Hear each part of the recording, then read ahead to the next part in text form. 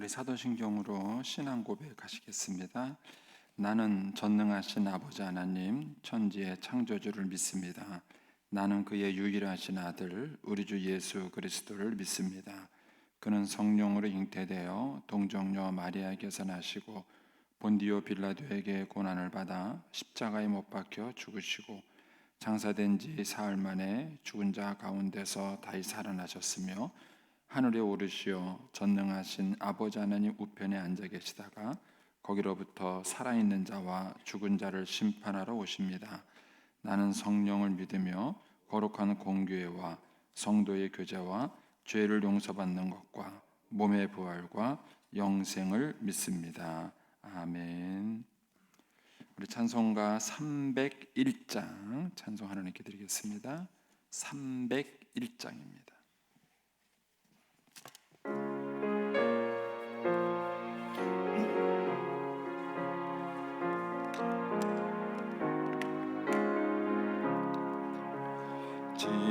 지금까지 지내온 것 주의 크신 은혜라. 한이 없는 주의 사랑 어찌 이루 말하랴. 자나깨나 주의 손이 항상 살펴주시고 모든 일을 주 안에서 형통하게 하시네. 몸도 마음도 연약하나 세임받아 살았네. 물붓듯이 부시는 주의 은혜 족하다. 사랑 없는 거리에 나 험한 산길에 맬 때 주의 손을 굳게 잡고 찬송하며 가리라. 주님 다시 배울 날이 날로 날로 다가와. 무거운 짐 주께 맡겨 벗을 날도 멀잖네. 나를 위해 예비하신 고향집에 돌아가 아버지의 품 안에서 영원토록 살리라. 아멘. 기도하겠습니다. 살아계신 하나님 아버지, 은혜를 감사합니다. 지난 간밤에도 저희들을 눈동자같이 지켜주시고 주님 품 안에서 편히 쉬게 하셨다가 이 새벽에도 저희들을 주 앞에 불러주심을 감사합니다. 오늘도 저희들에게 새날 주시고 또 생명 주시고 건강 주셨는데 이 한날도 주님과 더불어 동행하게 하시고 주를 기쁘시게 하는 한날 되게 하여 주옵소서. 이 새벽에도 말씀과 기도 가운데 저희들을 만나 주시며 주의 성령으로 충만케 하여 주옵소서. 주님께 감사의 예물을 드립니다. 범사에 감사합니다. 주님의 은혜에 감사합니다. 또 11조 예물을 주님께 올립니다. 하나님 아버지, 믿음으로 순종으로 감사로 드리는 예물을 주님께서 기뻐 받으시고 약속하신 하늘의 복과 땅의 복으로 충만하게 채워 주옵소서. 주의 은혜로 종의 가정을 형통케 해주시며 그 자녀들을 축복하여 주시옵소서. 예수님의 이름으로 축복하며 기도하옵나이다. 아멘. 오늘 아침 말씀은 출애굽기 16장 21절에서 36절까지 말씀입니다.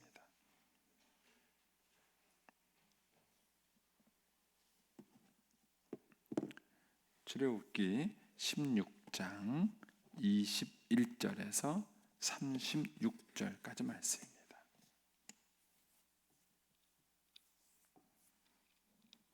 같이 봉독하겠습니다. 무리가 아침마다 각 사람을 먹을 만큼만 거두었고 햇볕이 뜨겁게 쬐면 그것이 쓰러졌더라. 여섯째 날에는 각 사람이 갑절의 식물 곧 하나에 두 오멜씩 거둔지라. 회중의 모든 지도자가 와서 모세에게 알림해 모세가 그들에게 이르되 여호와께서 이같이 말씀하셨느니라. 내일은 휴일이니 여호와께 거룩한 안식일이라. 너희가 구울 것은 굽고 삶을 것은 삶고 그 나머지는 다 너희를 위하여 아침까지 간수하라. 그들이 모세의 명령대로 아침까지 간수하였으나 냄새도 나지 아니하고 벌레도 생기지 아니한지라. 모세가 이르되 오늘은 그것을 먹으라. 오늘은 여호와의 안식일인즉 오늘은 너희가 들에서 그것을 얻지 못하리라. 여섯 동안은 너희가 그것을 거두되 일곱째 날은 안식일인즉 그날에는 없으리라 하였으나 일곱째 날에 백성 중 어떤 사람들이 거두러 나갔다가 얻지 못하니라. 여호와께서 모세에게 이르시되 어느 때까지 너희가 내 계명과 내 율례를 지키지 아니하려느냐. 볼지어다 여호와가 너희에게 안식일을 줌으로써 여섯째 날에는 이틀 양식을 너희에게 주는 것이니 너희는 각기 처소에 있고 일곱째 날에는 아무도 그의 처소에서 나오지 말지니라. 그러므로 백성이 일곱째 날에 안식하니라. 이스라엘 족속이 그 이름을 만나라 하였으며 가시같이 희고 맛은 꿀 섞은 과자 같았더라. 모세가 이르되 여호와께서 이같이 명령하시기를 이것을 오멜에 채워서 너희의 대대 후손을 위하여 간수하라. 이는 내가 너희를 애굽 땅에서 인도하여 낼 때에 광야에서 너희에게 먹인 양식을 그들에게 보이기 위함이니라 하셨다 하고, 또 모세가 아론에게 이르되 항아리를 가져다가 그 속에 만나 한 오멜을 담아 여호와 앞에 두어 너희 대대로 간수하라. 아론이 여호와께서 모세에게 명령하신 대로 그것을 증거판 앞에 두어 간수하게 하였고, 사람이 사는 땅에 이르기까지 이스라엘 자손이 40년 동안 만나를 먹었으니 곧 가나안 땅 적경에 이르기까지 그들이 만나를 먹었더라. 오멜은 10분의 1 에바이더라. 아멘. 이 새벽에도 주의 은혜와 축복이 함께 하시기를 축원합니다. 이 출애굽기 16장에는 이제 만나 사건에 대한 전체적인 정리가 되어져 있는 장입니다. 그러니까는 이 출애굽기도 역사적으로 이렇게 쭉 기록이 되는 것 같았지만은 그 사이에 중간 중간에 이렇게 주제별 내용이 기록이 되어 있습니다. 그러니까 여기도 보면은 이제 만나 사건에 대한 하나님의 말씀과 얘기들을 16장에 다 이렇게 모아놔서 정리를 한 것입니다. 이 만나 사건을 주신 사건은 단순히 이스라엘 백성들에게 배고픈데 먹을 거를 주기 위한 것만이 아닙니다. 하나님은 이스라엘 백성들이 출애굽해서 나와서 그전에는 노예로서의 삶을 살았지만 이제는 하나님의 백성, 즉 제사장 나라의 백성으로 살기를 원하시는 거예요. 그래서 그들이 이제 출애굽 지대에 살았던 삶의 방식을 버리고 그들이 새로운 삶의 방식을 살아가는 것을 이 광야 생활 동안에 그들에게 훈련시켜 주시는 겁니다. 그리고 이제 그들에게 어떻게 그렇게 살아가느냐 하는 것에 대해서 하나님께서 구체적으로 이제 가르쳐 주시는 것이 이 출애굽 이후에 있는 모든 사건들의 모습인 것입니다. 먼저 이 만나 사건은 이제 우리가 인생을 살아가는 동안에 제일 중요한 게 먹고 입고 마시는 문제죠. 생존 문제입니다. 사람이 왜 일을 합니까? 먹고 살기 위해서 열심히 일하는 거죠.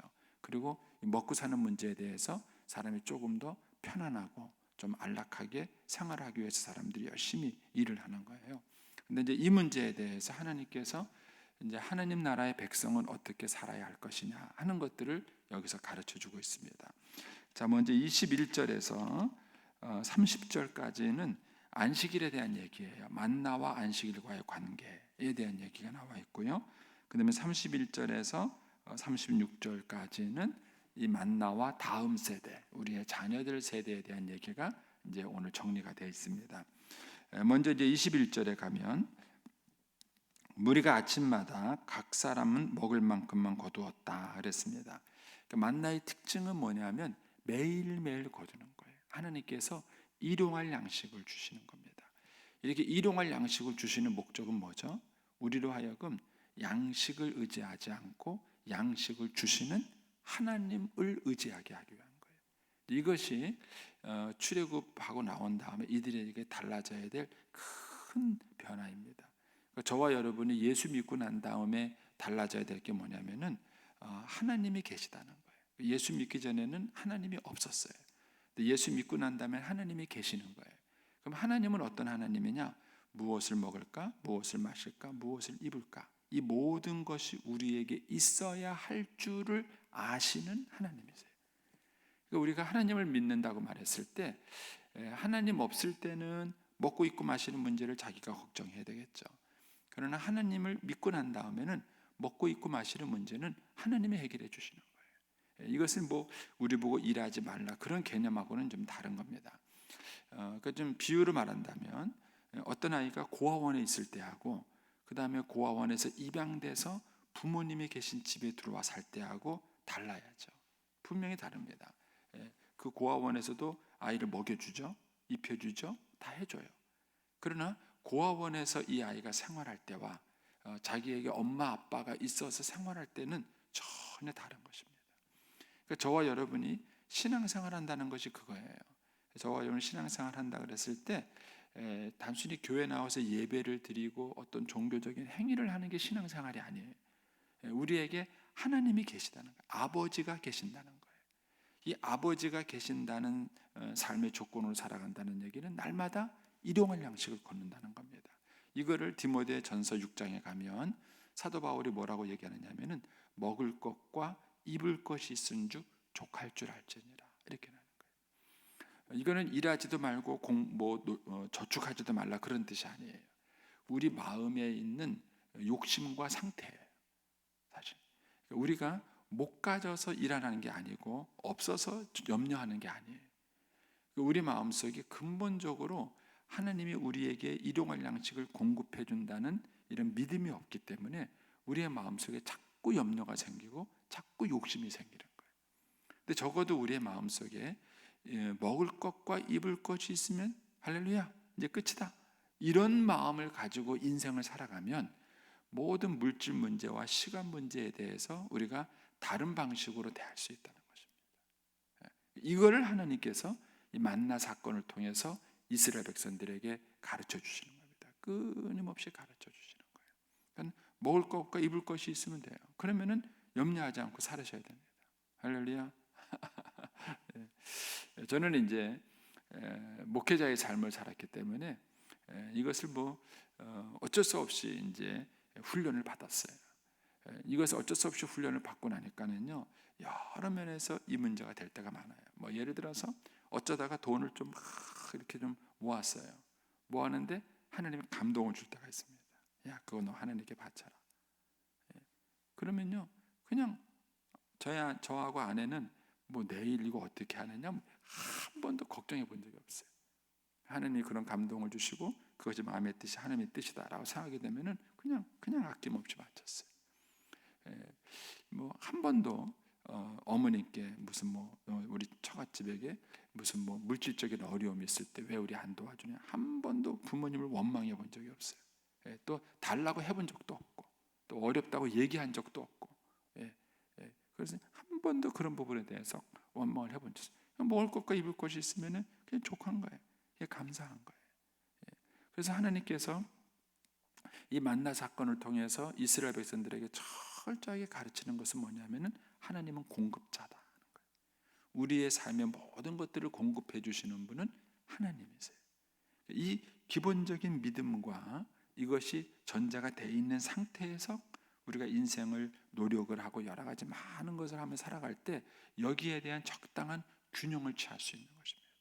이것이 없기 때문에 자꾸 욕심이 생기고 이것이 없기 때문에 자꾸 노름이 생기는 거예요. 제가 이제 목회를 좀 이제 오래 하고 나니까 어떤 한 분의 인생을 처음부터 끝까지 보는 기회가 참 많아요. 이 방송에 나가서 네. 근데 하여튼 제가 목회라도 말고 어떤 분이 믿음 생활을 잘하다가 조금씩 자꾸 세상으로 빠지더라고요. 그런데 잘 돼요. 돈도 잘 벌고 사회적으로 성공도 하고 잘 되는 거예요. 제가 이제 몇 번은 권면했는데 말을 듣지 않아요. 한 번은 이제 우연찮게 그런 기회가 자꾸 생겨요. 우연찮게 딱 갔는데 그 식당에서 이렇게 밥을 먹는데 술 먹고 있는데 제가 딱 그 사람을 만났어요. 그래서 내가 아유 안녕하세요 집사님 그러니까 그분이 저를 쳐다니 아는 체 하지 마이소. 경상도 말로 아는 체 하지 마이소 그러더라고요. 근데 자꾸 세상으로 빠지는 거예요. 근데 들려오는 소식은 잘 되는 거예요. 세상적으로 자꾸 돈도 벌고 성공도 하고 자꾸 잘 되는 거예요. 예. 그런데 한참 세월을 가다가 어떤 사건이 딱 터졌어요. 그 사건이 딱 터지는 순간 갖고 있는 지위와 명예가 한 방에 날아가더라고요. 한 방에 팡 날아가더라고요. 근데 그것만 날아가는 게 아니에요. 그동안 그분이 쌓았던 덕과 인내가 있었는데 그 막 세상에 돈도 벌고 힘을 가지니까는요 사람은 참 성격이 교만해지더라고요. 예, 예의가 없어지고 그 다음에 굉장히 사람이 거칠어지고 그렇게 되더라고요. 그 주변 사람들로부터 평가도 자꾸 안 좋게 되는 거예요. 안 좋은 평가를 자꾸 받게 되고 그렇게 되더라고요. 하여튼 그런 얘기입니다. 더 자세하게 말씀드리긴 그렇고. 그래서 이제 그런 걸 제가 이제 가만히 보면서 인간이 가지고 있는 거라는 것은 정말 한순간이에요. 예, 어떤 사람은 한번 딱 병에 걸리니까는요. 그동안 모아놓던 그분 표현에 의하면 목사님 딱 3년이니까 날아가더래요. 3년 딱 병원 들락날락거리고 뭐 막 쓰고 나니까 그동안 모아놓은 거 3년 만에 딱 날아가더래요. 그러면 우리가 인생을 살아가는 동안에 무엇을 의지하고 살 것인가 하는 거예요. 그러니까 우리의 삶에 평안과 안식을 주는 것은 모아놓은 돈이 아니에요. 그거는 그냥 인생을 살아가다 보니까 하나님이 주신 하나의 수단이고 방법이에요. 필요할 때 돈을 모았다가 목돈이 필요할 때 썼다가 그러는 것뿐이지 그것이 우리의 의지가 돼서는 안 돼요. 그러니까 우리가 매일매일 살아가는 우리의 의지는 뭐냐? 만나를 주시는 하나님이에요.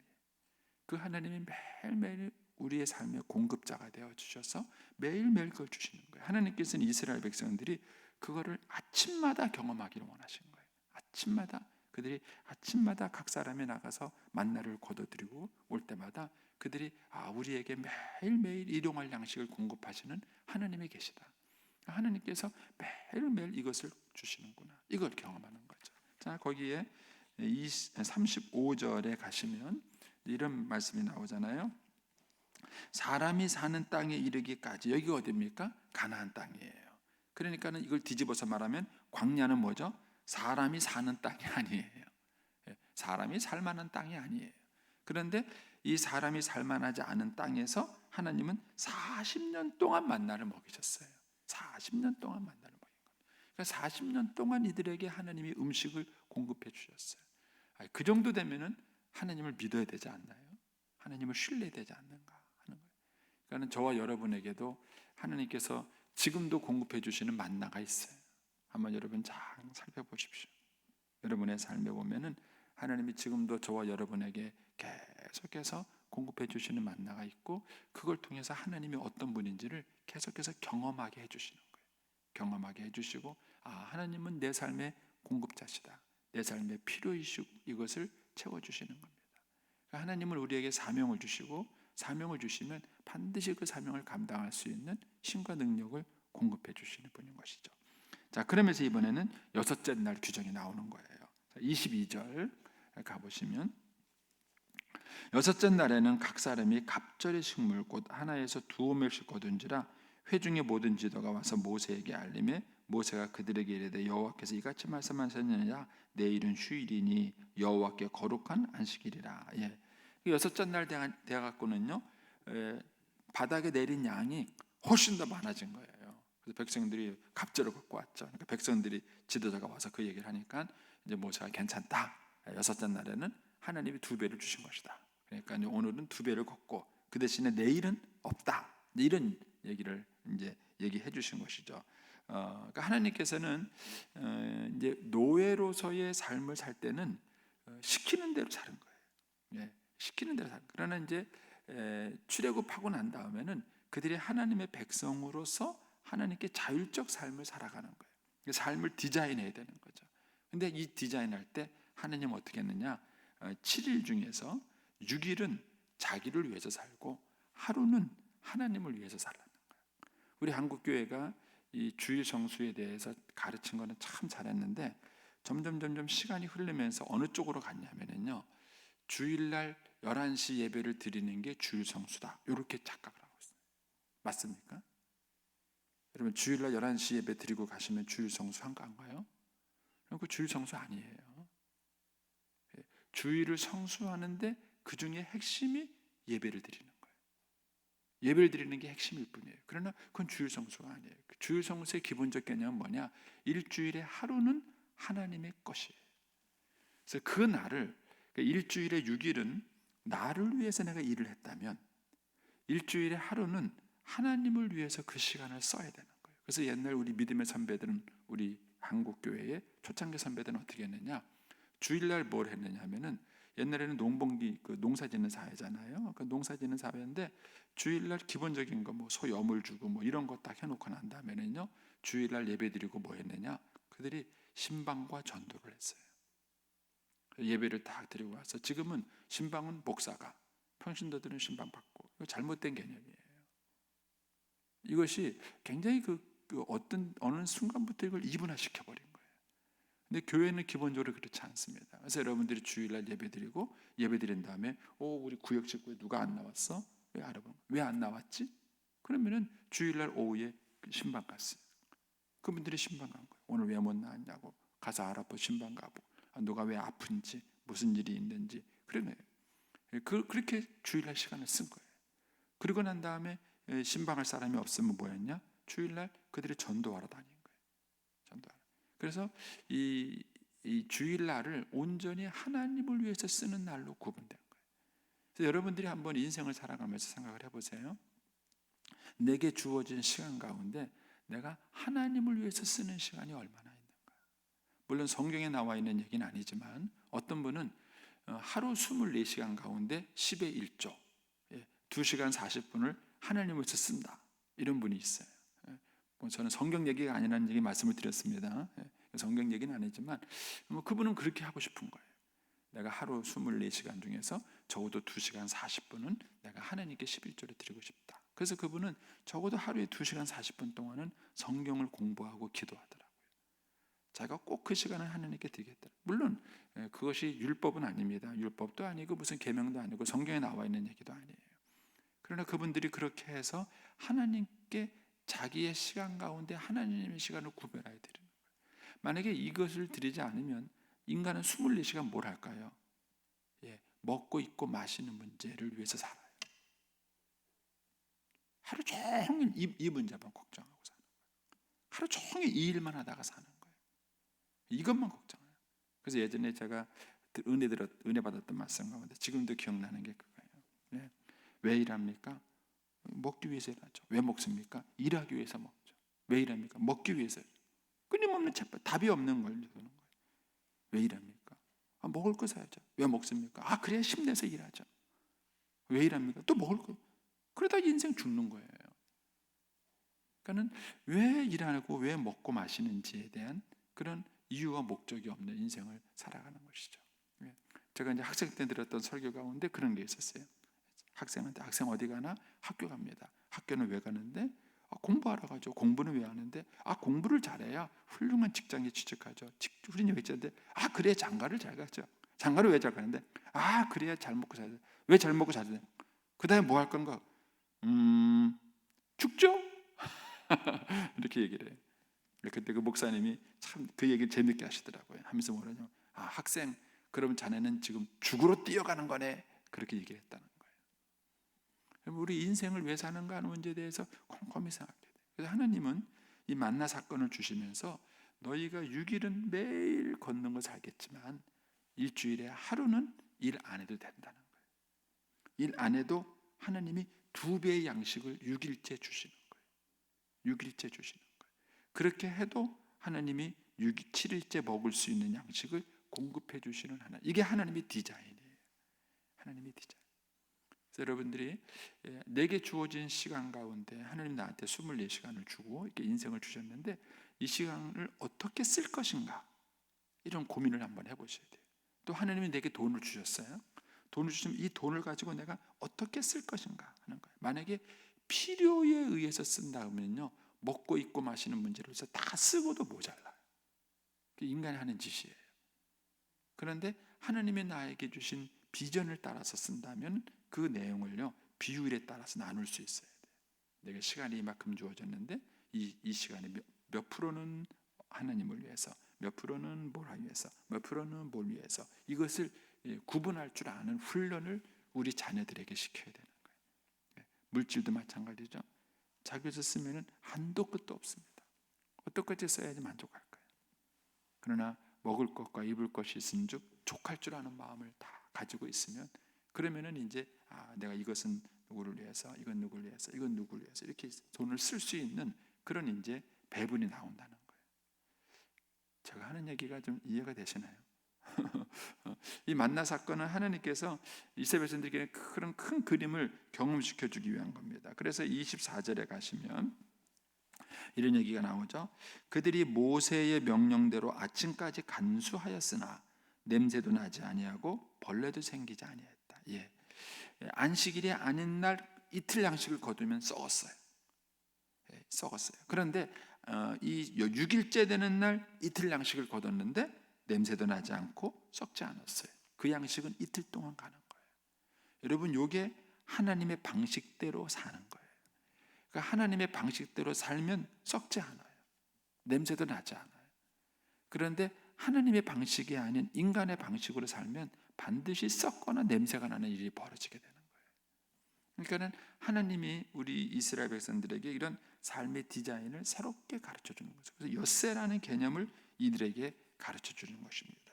그래서 거기가 나가면 27절에 가면 그런 말이 있죠. 일곱째 날에 백성 중 어떤 사람이 거두러 나갔다가 얻지 못한지라. 우리가 어제는 뭘 봤죠? 오늘 먹고 내일 먹을 거 남겨두지 마라. 오늘 먹을 거 오늘 다 먹어라. 그랬는데 오늘 먹을 걸 남겨둔 거예요. 내일 가는 거 어떻게 됐죠? 썩어버린 거예요. 이스라엘 백성들이 이 만나 사건에 대해서 순종하지 않은 게 뭐죠? 첫 번째는 뭐냐면은 매일 일용할 양식만 준다 그랬는데 이틀 3일 양식을 거둬들인 거예요. 그러니까 문제였죠. 두 번째는 그날 먹을 거 그날 다 먹어라 그러는데도 불구하고 아끼고 남기다가 그 다음날 썩어버린 거예요. 이 두 번째 불순종이에요. 세 번째 불순종은 뭐죠? 일곱째 날에는 일하러 가지 마라 그러는데도 불구하고 꼭 일곱째 날에 일하러 가는 거예요. 이 세 가지 방식이 이스라엘 백성들의 만나 사건에 대해서 하나님을 신뢰하지 않은 거예요. 자기의 방식과 다 그런 거죠. 첫 번째 사람은 왜 열심히 두 번째 거두려고 했겠어요? 인간의 욕심이에요. 조금 더 여유 있게 거두면 될 거라고 생각하는 거예요. 두 번째 욕심은 뭐죠? 그거는 아끼는 거예요. 과도하게 아끼는 거예요. 저는 이 두 번째 글 보면은 저희 어머님 생각이 많이 나요. 저희 어머님은 아끼는 세대예요. 얼마나 제가 말씀드렸죠. 치매가 왔을 때에도요. 휴지 하나를 아끼는 게 그 습관이 안 버려지는 거예요. 그렇게 아끼고 사신 분이에요. 그런데 죄송하지만 똥된 거예요. 자녀가 옷 한 벌 사주면 입을 줄 모르고 막 욕하고 막 이러고 비싼데 그냥 돈 지랄을 하냐 우리 어머님은 그래 안 입어요. 그리고는요 그 옷이 2년 3년 흐르고 나가면은 그때 가서 입으세요. 그는 과도하게 아끼는 거예요. 이런 거. 그 다음에 세 번째가 뭐죠? 일하러 가지 마라 그런데 일을 한 거예요. 저희 어머님이 돈을요 할 살 때 이렇게 모았다가요 어느 사람 믿었다가요 뭐 2억을 훌러덩 날려버렸어요. 장판 모르는 사람 알지도 못하는 그 말에 귀가 얇으셔가지고요 막 어떤 투자하면 돈 번다 그러니까는요 막 얼마나 어렵게 모은 돈인데 그거 거기다 홀라당 날려가지고 2억을. 내가 전화 주면은 제가 잘 쓰긴 할 텐데 제가 이제 무슨했어요. 저런 그런 어머님의 인생을 이렇게 쫙 보면서 제가 말씀과 비추어서 이렇게 보면은 참 어리석구나 생각이 들고 성경 말씀이 얼마나 옳은 말씀인가를 많이 깨달아요. 그러니까는 이런 인간의 어리석음, 이게 만나 사건을 통해서 나타난 거예요. 그래서 하나님께서 거기에 그런 얘기를 하시는 거예요. 28절에 가면은 이런 얘기를 하죠. 여호와께서 모세에게 이르실 때 어느 때까지 너희가 내 계명과 내 율례를 지키지 아니하겠느냐. 여기서 내 계명과 내 율례를 뭐 요거 하나 해라 저거 하나 해라 이렇게 너무 단답형으로 이해하지 마세요. 여기서 말하는 내 계명과 내 율례는 하나님이 디자인해 주신 하나님의 말씀대로 사는 삶 전체의 모습이라고 생각하시면 돼요. 그러니까 하나님의 지혜로 하나님의 방법으로 살아가는 걸 끊임없이 성경을 통해서 하나님 우리에게 가르쳐 주시는 거예요. 그런데 우리가 하나님의 방법을 받아들이기보다는 자꾸 내 방법으로, 내 지혜로, 내 생각으로 살아가려는 거예요. 그러다 보니까는 자꾸 관계와 이런 것들이 어려워지게 되는 것입니다. 여러분들이 이 문제만 잘 정리돼도 물질 문제를 가지고 형제끼리 다투지 않을 수 있어요. 싸우지 않을 수 있습니다. 이 문제가 정리가 안 되면 항상 우리는 아쉽고 항상 우리는 부족하고, 그러다 보니까는 돈 몇 푼에 섭섭하고 상처받고 그런 일들이 자꾸 생기는 거예요. 근데 여러분들이 이 만나 사건을 보면서 우리에게 궁극적으로 매일매일 우리에게 일용할 양식을 공급해 주시는 분은 하나님이세요. 이 하나님을 믿고 신뢰해서 살아가시는 거예요. 그리고 여기 보면은 21절에 무리가 아침마다 각 사람은 먹을 만큼이에요. 각 사람은 먹을 만큼. 그래서 저는 저희 어머님을 저희 시골 교회에 있을 때부터 이렇게 좀 모셨었는데, 중간에 한번 저하고 갈등이 있어갖고 또 혼자 사시다가 저한테 이렇게 오셨었는데, 어머님을 모실 때 내가 모실 수 있는 경제적 능력이 있느냐 없느냐는 한 번도 생각해 본 적이 없어요. 그냥 당연히 모시는 걸로 생각을 했어요. 그리고 어머님이 필요한 양식은 하나님이 공급해 주신다고 믿은 거예요. 그리고 지금 돌아보면은요, 하나님이 한 번도 그걸 어겨본 적이 없어요. 어머님이, 여러분들은 뭐 다르게 생각할지, 저는 순전 제 개인적인 해석이니까 이해를 하세요.